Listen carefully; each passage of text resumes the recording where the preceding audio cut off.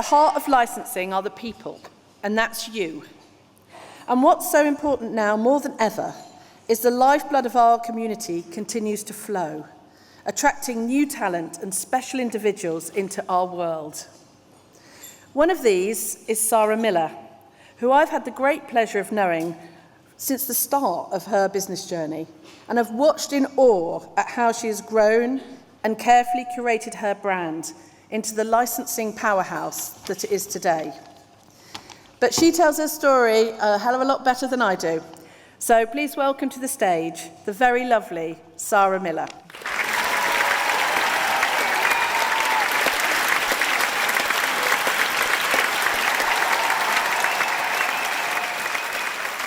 Afternoon, everyone. A very big thank you to Jackie and Ian for inviting me to speak today to share my journey with you. My first visit to the Bellas was in 2017, just 1 year after launching my brand, Sara Miller London. It was all very new. I remember having sweaty palms as my name was read out as one of the nominations against some seriously impressive brands, ones that even my parents had heard of. Needless to say, I never imagined in my wildest dreams I would be invited to be the guest speaker here just a few years later. To get here has been quite a journey. Aged 29, I was faced with the reality that my long-term relationship and marriage to my ex-husband was failing. I was devastated, the shattering of every hope and dream I had wished for. Just separated, I decided to take myself off to India for a much-needed trip of soul-searching to try work out my best way forward. It was my first time to really go at it alone, and I remember walking through the airport in Delhi apprehensively. As I arrived, I was completely bowled over by the beauty of India. A sensory overload in every direction I looked. Amongst all the saris and sensational palaces, I can distinctly remember one particular moment weaving through the chaotic roads of Delhi in a tuk-tuk, whole families bundled onto a motorbike, and amongst the chaos, I had an epiphany. I had to take charge of my life and break free from what had become an unhappy marriage. However, I didn't quite realize the significance that this trip would have on my career until much later on. As I came back home, I went through with a divorce and rebuilt my life around me. It turned out dating as a 30-year-old was actually quite a lot of fun. Soon after, one of those dates stood out, and I met my husband, Phil. We hit it off straight away, and I knew he was someone very special. As I was rebuilding my personal life, I was also getting an itch to do something new with my career. I'd loved art as a child, studied surface pattern design at university, and spent nearly 10 years as a greeting card designer, so decided it was time to take the plunge, leave my job, and set up on my own. To be clear, I never left my job to create Sara Miller as a brand. I rejected that entirely, thinking it was far too competitive and, quite frankly, totally unrealistic. I left to pursue an entirely different business of novelty tableware. I put everything into it, as did my whole family, running a sophisticated glitter mock-up production line until early hours of the morning. Now, anybody who has ever used glitter will know how it goes everywhere, and I mean everywhere. Needless to say, my dad was somewhat red-faced when he rocked up at the golf club covered in glitter, and his pals assumed he had been up to something slightly more risque than shaking off glitter-covered mock-ups all night. Despite all our efforts, the orders didn't materialize, and after 6 months of blood, sweat, and, well, glitter, I'd realized I needed to find a different way forward. I was back to square one. I considered manufacturing, but found the upfront costs too daunting, and I was interested in the licensing business model. The more I learned about it, the more I liked. It sounded too good to be true. Somebody else puts all the money into the investment, and you get paid a royalty if it's a fantastic seller. At this stage, I mulled over Sara Miller design as a concept and decided to seek out some advice from an industry friend. His exact words in his deep Irish accent were, "There is more chance of you being struck by lightning than creating a brand through surface pattern design like Orla Kiley or Kath Kidston have done." Unfazed, I decided to spend some time designing to see where it took me, initially with the hope I could create a couple of decent greeting card ranges. I had a flashback to the feeling of empowerment that I had felt on that trip to India, and I remembered how I had taken control of my life. It was only then that the beauty of that first Indian trip came into play. The brightly coloured saris adorned in golden embellishment, arched doorways from the sensational palaces, through to pom-poms and ribbons decorating the local buses. It all came flooding back. I had always loved pattern and colour, and having already done one wedding list, knew there was a lack of bright and colourful homewares on the market. Now, with Phil by my side, my world felt full of colour. While this all sounds very dreamy, I was also fully aware that whatever I created had to be totally unique to make it licensable and worthy of a royalty. Taking my inspiration and combining it with my commercial understanding from my greeting card experience, it all went into what I can only describe as an imaginary cooking pot, and from that I began drawing birds in bright colours embellished with gold. I put myself in the headspace of my old creative manager role and used this to challenge my own work and better it. I flipped between designer and manager to review and critique my work on repeat. We are now in about April of 2015, and I was vaguely aware that there was a licensing show called Certex in New York every May, where artists and designers would feature their work for licensing. I contacted them, and to my amazement, there was one stand left at the show. I maxed out my overdraft, quickly booked it, and before I knew it, I had 3 weeks to prepare and design my first ever stand and work out the logistics of getting it all to New York. I worked every day from 7 a.m. until 3 a.m. throughout that period, and with 100 kilos of luggage, lots of excess baggage charges, I was off. The reaction that followed was phenomenal, with people queuing outside the stand, and I can vividly remember turning to Phil at the end of the first day of the show with tears in my eyes, saying, "I think it's going to be okay." It's probably very hard to understand if you're not a creative person, but to create a series of designs, literally put it on a wall and know your future depends on it, is so personal and exposing, and quite frankly terrifying. 1 week later, I came back to London and exhibited at Progressive Greetings Live, where I met the lovely team at the Art File and Penny Kennedy, who were my first 2 licensees. Immediately, my work was being presented to retailers alongside mega brands like Orla Kiley and Emma Bridgewater. I was in utter shock. Whilst I knew it made sense to launch the brand with paper-based products, given my background, my vision was always for something much broader, and in the months before we launched, I created a brand book to share this vision. Amongst all of this, Phil proposed, and we had 6 months to plan a wedding. I remember venue hunting at the Sea Containers Hotel in London and feeling like I had walked into my imagination as the room was full of jewel-toned velvet furniture with brass fittings. Phil turned to the events coordinator there and said, "One day, Sara, we're doing a launch party here." I can remember being embarrassed and shushing at him at how ridiculous that thought was. Little did I know we would host one event for our launch with Portmeirion and another for jewellery and watches there in the years to come. At the time, our little office couldn't have been further from the glitz of a London hotel.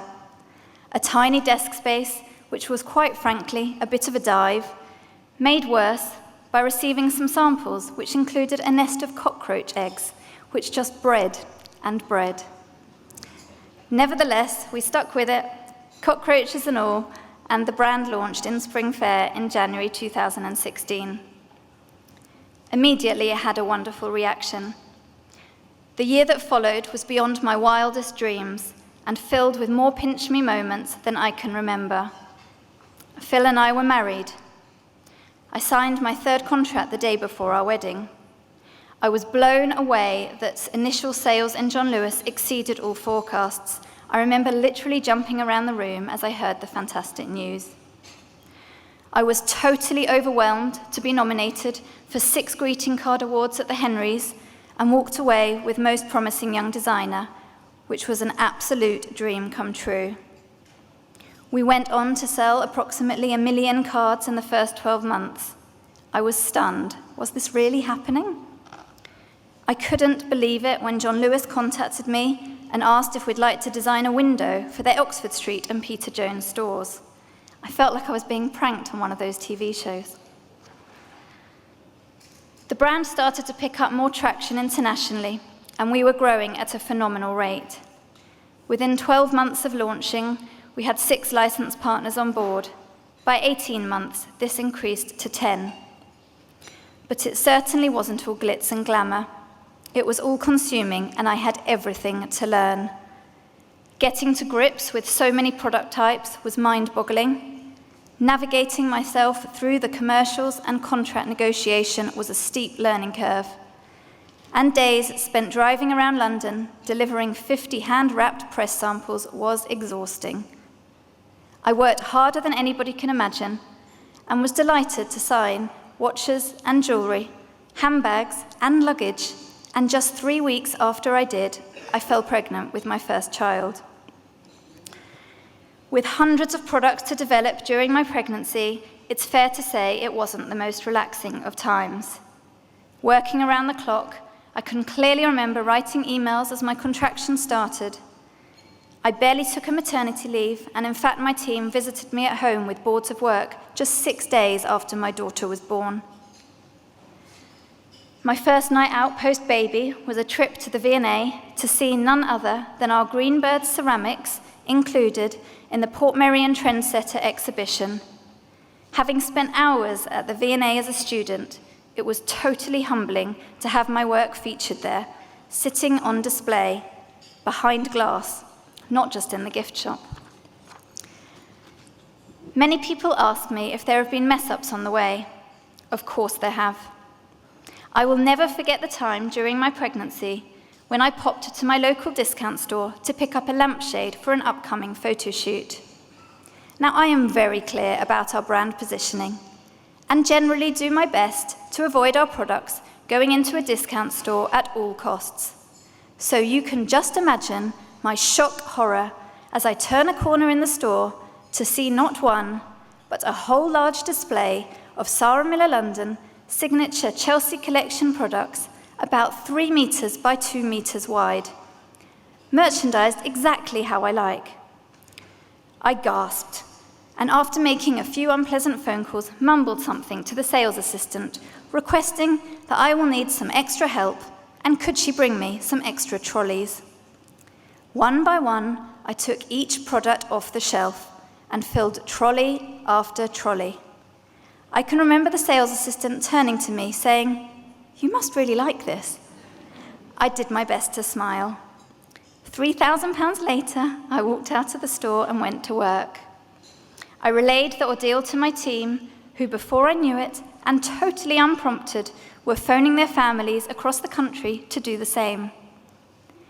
We did our very best at clearing what had been a mistake with a container of product being sold in error on the other side of the world, only for its contents to turn up in my local store 5 minutes from my house.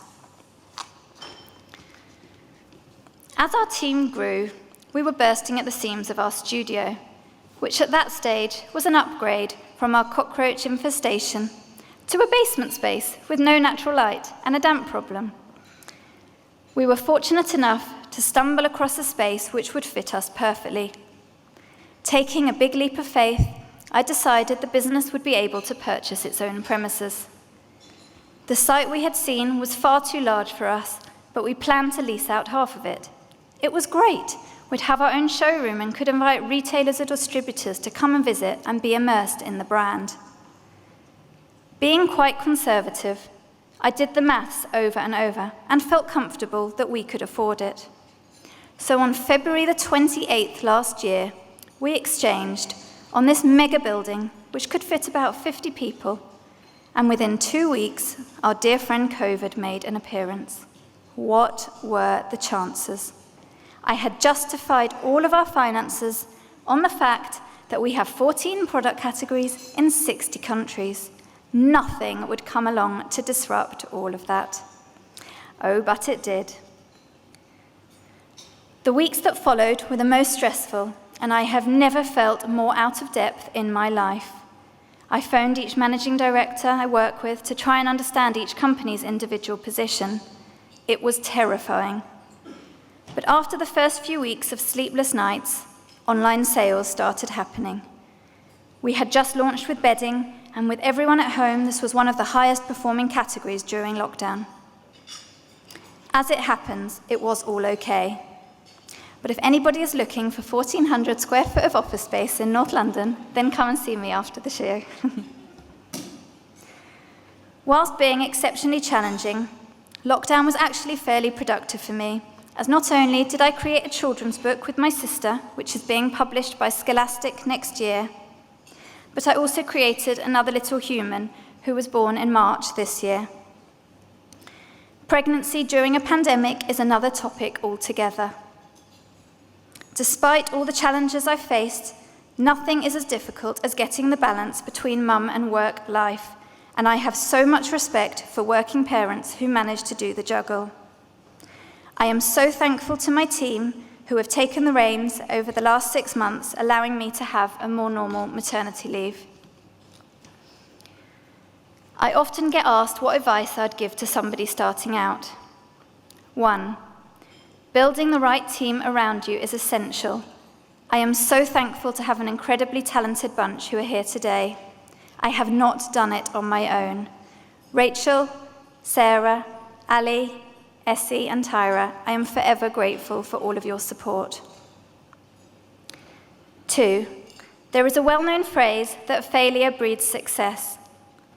Be prepared to take risks and don't be too afraid of trying. Things can happen in the strangest or most roundabout of ways, and you'll probably find you learn more from the failures than the successes. 3. As I'm sure everyone in this room will agree, licensing is a fantastic business model, but you must keep many plates spinning to maintain control. And making sure you pick partners who share your ideas and objectives is essential. I am so lucky to have great partners on board who have helped build the brand to what it is today. When I sit down and look back at the last 5 years since we launched, I am so proud of what we have achieved. It's been a whirlwind of a journey, and I wish I could tell my 29-year-old self walking apprehensively through the airport in Delhi that it would be okay, that I would meet the most wonderful man and go on to have 2 gorgeous children, that I had it in me to take control of my life and turn it around, that through the heartache, it took me to a place so uplifting and full of colour, it created my visual philosophy to embellish at every opportunity, and which would later inspire the creation of my brand, Sara Miller London. Thank you.